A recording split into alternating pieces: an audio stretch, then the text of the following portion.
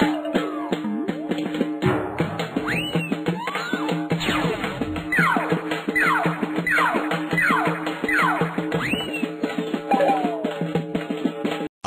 Hello hello hello hello అందరికీ నమస్కారం. ఎలా ఉన్నారు? బ్రహ్మాండంగా ఉన్నారు, నాకు తెలుసు కదా. మరి ఈరోజు రావు గారి రాచబండలోకి వచ్చిన సెలబ్రిటీ ఎవరో నేను చూసేస్తాను. మరి కోతంత ఈ వీడియోకి ఒక లైక్ ఇచ్చేసి, అలాగే మన కేకే న్యూస్ని ఎవరైతే సబ్స్క్రైబింగ్ చేసుకోలేదో కోతంత చేసుకుని నన్ను ఎంకరేజ్మెంట్ చేసుకుని పనిలో ఉండండి. మరి రాచబండలోకి వచ్చిన సెలబ్రిటీ ఎవరో చూసేస్తాను. ఎవరు బాబు? ఓహో, నవ్విపోదురుగాక నాకేటి సిగ్గు అనుకున్నాడో ఏమో సజ్జల. దివ్యాంగుల విభాగం రాష్ట్ర కమిటీ ఆత్మీయ సమ్మేళనం పేరుతో ఓ కార్యక్రమం పెట్టి వికలాంగుల మీద కూడా రాజకీయం చేస్తూ ఉన్నాడు. నిజంగా మంచి చేసి ఉద్దేశం ఉంటే లక్షల కోట్లు జగన్ రెడ్డికి, వేల కోట్లు పార్టీకి ఉన్నాయి కదా. పార్టీ నుంచి ఏమైనా వాళ్ళకి ప్రతిఫలం ప్రతి నెల సాయం అందించాలి కానీ ఇలా దివ్యాంగులను అడ్డబెట్టేసుకుని రాజకీయాలు చేయడం, వాళ్ళ ముందు కూడా పాలిటిక్స్ మాట్లాడడం అంత నీచం మరేదీ లేదు. అయినా చంద్రబాబు నాయుడే కదా దివ్యాంగుల పింఛన్ అమాంతం పెంచేసింది. సరే, రాజకీయాలకు పాపం వారిని కూడా వాడుతున్నట్లు సజ్జలకు జనమే గడ్డి పెడతారులే కానీ ఇదిగో మనం మన పని చేసుకుంటూ పోదాం. సజ్జలా మొదలెట్టు నీ గజ్జల సౌండ్. ఇబ్బంది కలగకుండా వీలైనంత వరకు మీ దగ్గరికి వచ్చి మీ గురించి తెలుసుకొని, మీ సమస్యలు తెలుసుకొని చేయాలనే జగన్మోహన్ రెడ్డి గారి ఆలోచనలకు అనుగుణంగానే మీ గురించి ఎప్పటికప్పుడు ఆయన కనుక్కుంటున్నారు.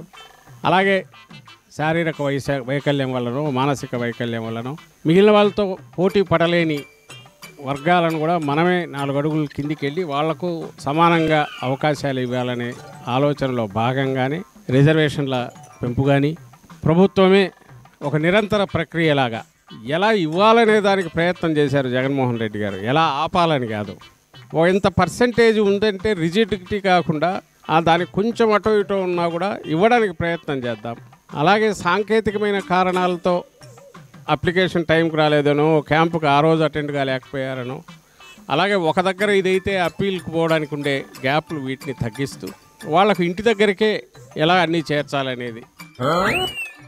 దివ్యాంగులకు మీ జగన్ రూపాయి కూడా పింఛను పెంచలేదు. దీని మీద నీకు కానీ, మీ బాసుకు కానీ, మీ వైసీపీ పార్టీకి కానీ నోరెత్తి మాట్లాడే అర్హత లేదు.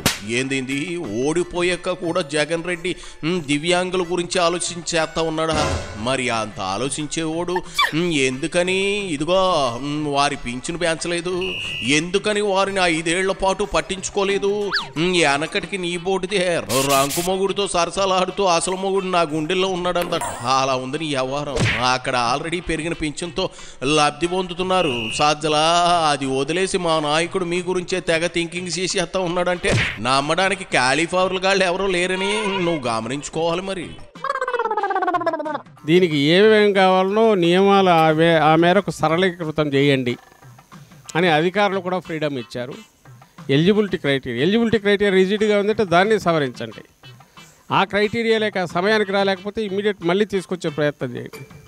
మీరు గమనించారు, దీంట్లోనే కాదు మిగిలిన అన్నిట్లో కూడా అదే చేశాం. మనం ఒక క్యాలెండర్ పెట్టుకొని మనకు నెల తిరిగితే మన ఆదాయం ఏదన్నా జీతమో శాలరీ వస్తే ఎట్లా వస్తుందో, జగనన్న పాలనలో ఏ నెలలో ఏమొస్తుంది అని ఒక బడ్జెట్ తయారు చేసుకోవడానికి కూడా ప్రతి కుటుంబానికి, ముఖ్యంగా ప్రభుత్వ సహాయం మీదో సంక్షేమ కార్యక్రమాల మీదో ఆధారపడిన కుటుంబాలకు ఒక ఆత్మగౌరవంతో హక్కుగా వాళ్ళ రావాల్సినవన్నీ తీసుకునే రకంగా చేసిన ఏర్పాటు ఉందో జగన్మోహన్ రెడ్డి గారు చేసిన ఏర్పాటు. బహుశా అది నా భూతో నా భవిష్యత్తు ఎప్పుడు రాదు కూడా. నవ్వుతో నా భవిష్యత్ అని ప్రాస్ కోసం అన్నావో నిజంగానే ఫ్యూచర్ అర్థమయ్యి అన్నావో తెలియదు కానీ నీ తాసారావుల బోర్డు బలేగా భవిష్యత్ చెప్పవయ్యా సజ్జల. నిజంగానే జగన్ పాలన నవ్వుతో నా భవిష్యత్, ఇక మీ పాలన రాదు అని నువ్వు చెప్పవు చూడు, అది మాత్రం బలేగా నచ్చింది. అంటే ఇకపై గెలవలేడు అనేది ఫిక్స్ అయ్యానమాట.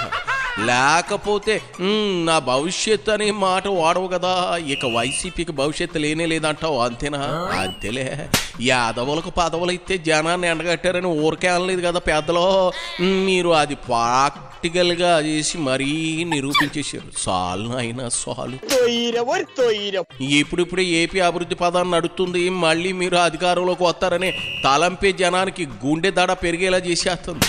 అంచేత వాళ్ళు సత్తే ఓటేయరు, మళ్ళీ గెలవడం అనేది మర్చిపో సజ్జలా. వస్తే మళ్ళీ మనమే చేయాలి. వైఎస్ఆర్ కాంగ్రెస్ పార్టీ అట్లా ప్రజల్లోంచి వచ్చిన పార్టీ, ఈ రోజుకు ప్రజల్లో మమేకమైన పార్టీ కాబట్టి, నాయకుడు దానికి తగినట్టే దిశానిర్దేశం చేశారు కాబట్టి మనం ఎప్పటికప్పుడు అంత తక్కువ కాలంలోనే అంత రిజల్ట్స్ చూపగలిగాం. జగన్మోహన్ రెడ్డి గారు ఓడపోసి వెతికి జల్లెడబట్టి ఇంకా ఎవడన్నా మిస్ అయ్యింటే ఎలిజిబిలిటీ ఉండని ఎట్లా పట్టుకొని రావాలని ఆయన చూస్తే, ఈయన ఏ రకంగా కట్ చేసుకుంటూ పోవాలి, జల్లెడబట్టి ఒక్కొక్కరిని తగ్గించుకుంటూ రావాలనేది చంద్రబాబు నాయుడు గారి ఆలోచన. ఆయన సంక్షేమం అంతా ఇలాగే ఉంటుంది. ఆయన సంక్షేమం ఆయన వాళ్ళ కోసం సంక్షేమం. ఏ సంక్షేమాన్ని అయితే ఆశించే వర్గాలు ఉంటాయో వాళ్ళకు సంక్షోభం.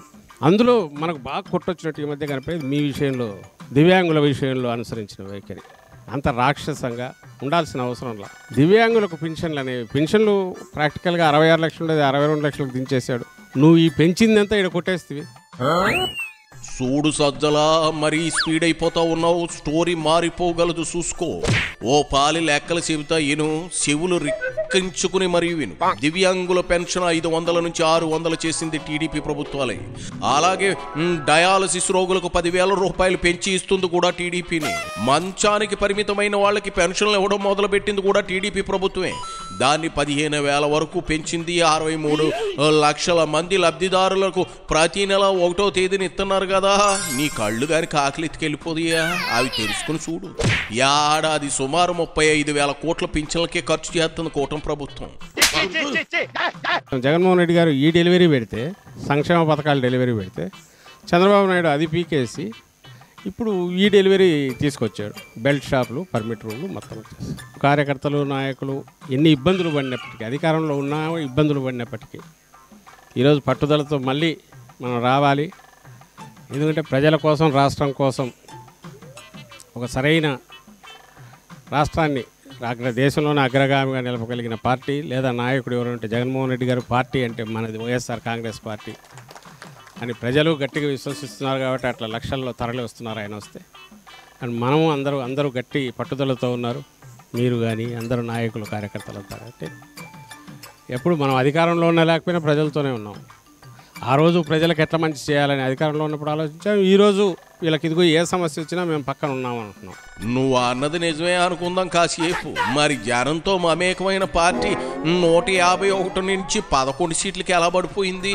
సరే, మీరన్నట్లే అది ఈవీఎంల మాయాజాలం అనుకుందాం కాసేపు. మరి 2029లో కూడా అవే ఈవీఎంలే, ఇదే ఎన్డీఏ ప్రభుత్వమే కదా. అంటే 2029లోనూ గెలిచే సీన్ లేదు అని మీరు ఒప్పుకున్నట్లే కదా. వీటిని మంగళవారం కబుర్లు అంటారు సజ్జలా. ఇంకా ఎన్నాళ్ళు చెబుతారు చెప్పు. అబ్బే, పట్టుమని 10 మంది నాయకులు లేకుండా ఏం పీకుదామని రాజకీయాల్లో ఉన్నారు. ఢిల్లీలో వంగి దండాలు ఎట్టకపోయి ఉంటే ఈ పాటికి జగన్ ఓ సెలలో, నువ్వు ఆయన పక్కన సెలలో రెస్ట్ తీసుకుంటూ ఉండేవారు.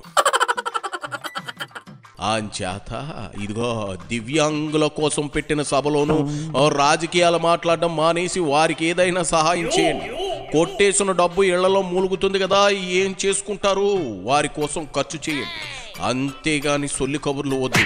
ఇక చాలే సజ్జలా, నీ గజ్జల సౌండ్కి నా బుర్రకాయ హీట్ ఎక్కిపోతా ఉంది. నిన్ను డొక్కలో దాన్ని డిక్కీలో దొంగబెట్టే లోపే ఇక్కడి నుంచి దొబ్బే.